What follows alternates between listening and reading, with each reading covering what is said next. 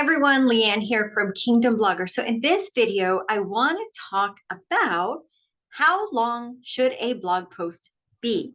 This is one of the most common questions I get asked from new bloggers and those trying to learn all this blogging stuff.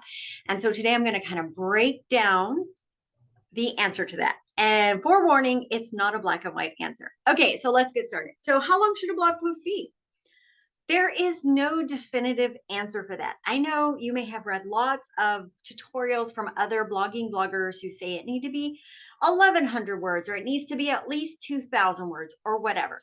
The truth is the length of a blog post, the necessary length for it to be competitive is going to vary depending on the topic and the competitiveness of that topic, okay? I have content on Kingdom Bloggers and my other two sites ranging from 700 words to 3,400 words. And the seven and 900 word pieces of content are ranking and generate a lot of traffic. The 3,000 and above ones do as well. So how do you know how long a blog post should be? Well, we know that our blog content is supposed to answer a search query, satisfy a search query. And depending on the topic of your content, some queries are more elaborate than others. Gratitude, for example. There are so many ways you could talk about gratitude, but pumping out a blog post of 5,000 words to talk about all those ways is not going to be effective because there are so many ways that people search for gratitude that you really need to tone it down to that particular thing they're searching for. On the flip side, you may have a topic such as 16 characteristics of a godly marriage. That, by the way, is one of my 3,000 plus word pieces of content. So in that, you're going to talk about communication or about being in a godly marriage, and you're going to identify 16 different things. So obviously in that piece of content, it's going to be longer to kind of briefly explain each of those 16 things.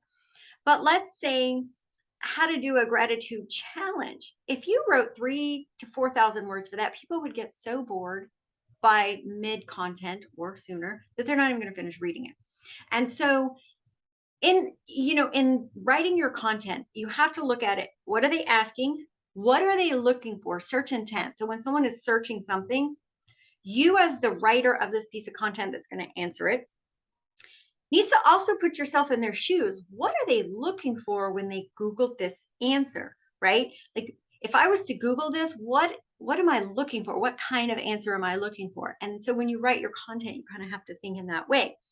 Some people are just looking for a list. Sometimes they're, like Bible verses about something. They're just looking for a list of verses that maybe they want to meditate on, pray over, or whatever.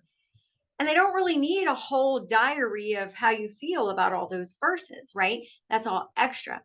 And so figuring out how to answer the query, add a little personal piece to it without being that long-winded talker. And we all know what I'm talking about. You all have that one friend or you've attended that one lecture and it's like, could you just get to the point? I don't have all day. And they're not here to read a book. Most people are reading your content from this right here. They're not prepared to read long, several thousand word pieces of content. Now, I will say in certain industries, technical type search queries, tutorials for things may take a little longer to explain things. That's why video is so great. But in the general scheme of things, you have to be mindful of the topic, what they are wanting from it, and not just making it longer to make it longer.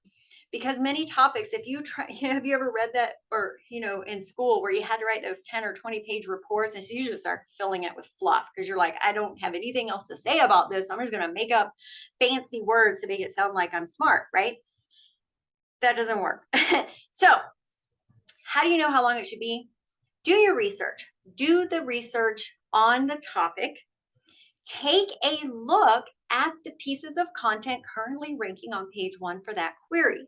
You can easily open it up, scan the content. You can do a copy, highlight, and paste into a Word document and see how many words it was, whatever, and get a general idea of how long those pieces of content are, how many words they are.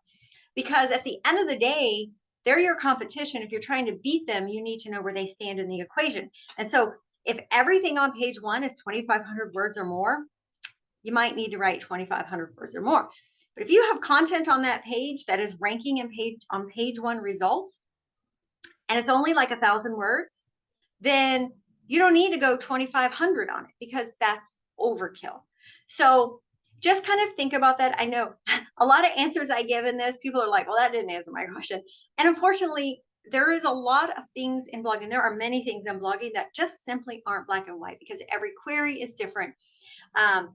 How broad the topic is, how much competition, how many other writers are writing about it, and all these different things. And so at the end of the day, it really does come down to the exact topic. Best way to figure it out is look what is already ranking and then make your assessment off of that, right? How long is that post or how short is that post or whatever. So I hope this was helpful. If you have any questions, please drop them in the comments below. Be sure to like this video. Even if you didn't like my answer, please like the video. And be sure to join my Facebook group where you can, continue to ask more questions. I'm truly here to serve you and help you understand this blogging stuff so that you can write content, faith-based, Christian, Jesus-loving content that dominates the internet. All right, guys, I'll see you all in the next video. Bye-bye.